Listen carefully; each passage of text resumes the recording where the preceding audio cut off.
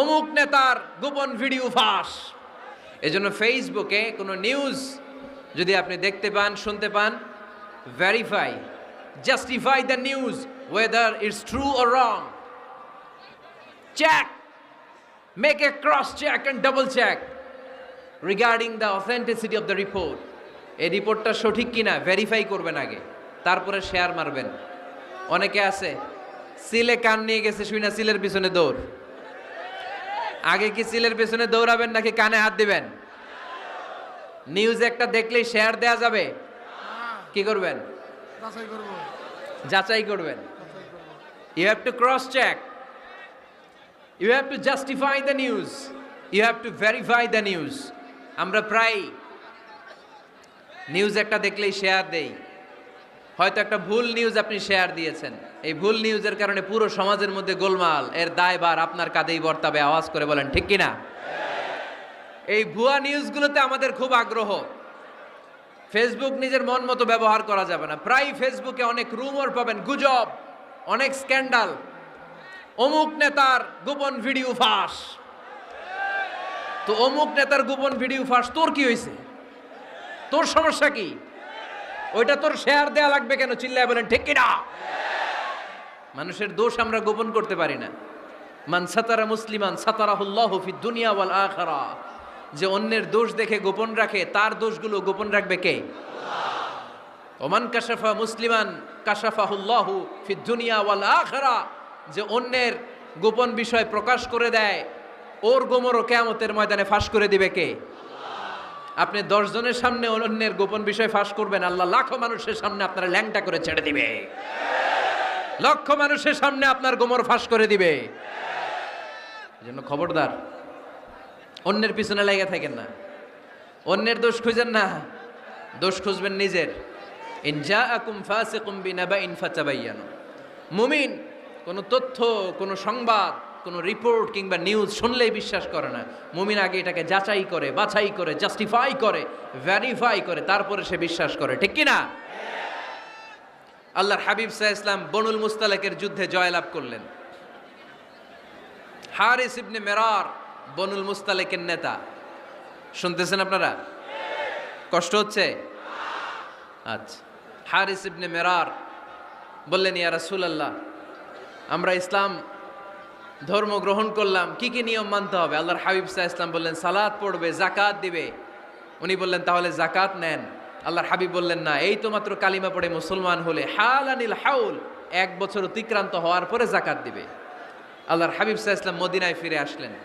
1 বছর পর আল ওয়ালিদ ইবনে উকবাহ রাদিয়াল্লাহু তাআলা আনহুকে পাঠালেন, যাও বনুল মুস্তালিকের 1 বছর পূর্ণ হয়েছে, যাকাতের সম্পদ নিয়ে আস। এইদিকে হারিস ইবনে মিরার যাকাতের সম্পদ নিয়ে, সৈন্যবাহিনী নিয়ে, নবীর দূত আসবে যাকাত কালেকশনের জন্য, ওনার জন্য মেহমানদারিতে কোনো ঘাটতি না হয়, ওয়েল রিসিপশন দেওয়ার জন্য এলাকা থেকে বের হয়ে মরুভূমির সামনে দলবল নিয়ে দাঁড়িয়ে। ওয়ালিদ ইবনে উকবা যখন যাকাতের সম্পদ কালেক্ট করার জন্য বনুল মুস্তালিকের ওদিকে যেতে শুরু করেছে, এলাকায় ঢোকার আগেই দেখে বনুল মুস্তালিকের লোকেরা ঘোড়সাওয়ার বাহিনী দাঁড়ায় আছে। এই দৃশ্য দেখে ওয়ালিদ ইবনে উকবা মনে করেছে বনুল মুস্তালিক মনে হয় তাকে হত্যা করার জন্য দাঁড়িয়ে রয়েছে। আসলে কি হত্যার জন্য দাঁড়ায় আছে? কি জন্য দাঁড়ায় আছে? ওয়েলকামিং রিসিপশন দেওয়ার জন্য। উনি ভয় পেয়ে অ্যাবাউট টার্ন,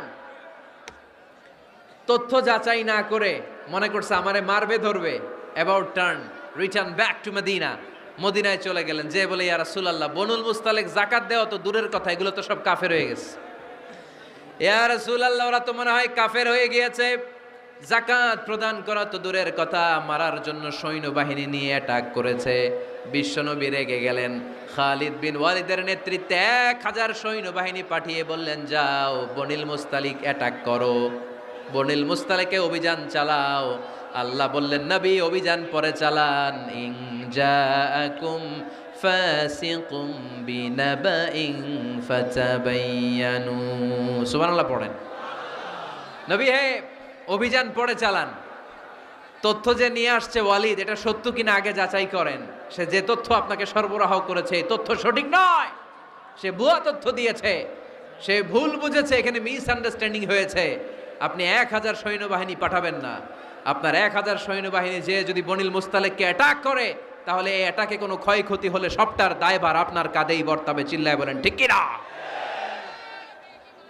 আমার নবীকে শিখানোর মাধ্যমে আল্লাহ তাআলা আমাদেরকে শিখা যাবে না। আগে যাচাই বাছাই করার দরকার আছে না নাই? আছে। আপনার বন্ধু এসে বললো, আরে দোস্ত তুমি এইখানে, ভাবিরে তো দেখলাম বাজারে আরেক লোকের সাথে ঘুরতেছে। আপনি রেগে মেগে আগুন, অফিস থেকে বাসায় যায় বউরে কিল, আইজো মায়ের কাইলো মায়ের, এরকম হতে পারে না? আপনার বন্ধু হয়তো আপনার ওয়াইফের মতো আরেকজন মহিলাকে দেখেছে, এটা হতে পারে কি পারে না? আপনার ওয়াইফকে জিজ্ঞেসও করেন নাই, ক্রস চেক করেন নাই, না করেই আপনি ঝগড়া মারামারি শুরু করে দিয়েছেন। এই ছোট্ট ঝগড়া থেকে বিচ্ছেদের দিকে, ডিভোর্সের দিকেও যেতে পারে, এরকম আছে না নাই? এরকম অনেক বুড়ি বুড়ি কেস আমাদের কাছে আছে। নিউজ যাচাই না করে, গুজব আর রুমর যাচাই না করে সিদ্ধান্ত নিয়েছে, পরে মাথার মধ্যে চাপড়ায়, নিজের কপালে নিজে চাপড়ায়, এরকম আছে না নাই? তাহলে আল্লাহ তাআলার দেয়া 3 নাম্বার গাইডলাইন হচ্ছে, কোনো তথ্য শুনেই বিশ্বাস করা যাবে না, আগে যাচাই করতে হবে। আওয়াজ করে বলেন, আগে কি করতে হবে? যাচাই করতে হবে। যাচাই বাছাই ছাড়া আজ থেকে ফেসবুকে আমরা আর কোনো নিউজ শেয়ার দিব? দিবেন? মনে থাকবে? আরে এগুলাই তো জরুরি ওয়াজ। কবরের ওয়াজ তো অনেক শুনছি, জান্নাত জাহান্নামের ভয় আর জান্নাতের নাজ নেয়ামত তো অনেক শুনেছি। সমাজটারে শান্তিপূর্ণ ভারসাম্যপূর্ণ করার দরকার আছে না নাই? খবর শুনে আমরা বিশ্বাস করি, যাচাই না করে আমরা বলে বেড়াই না। যাচাই না করে, নিশ্চিত না হয়ে আজ থেকে কোনো নিউজ আমরা ফেসবুকে শেয়ার দিব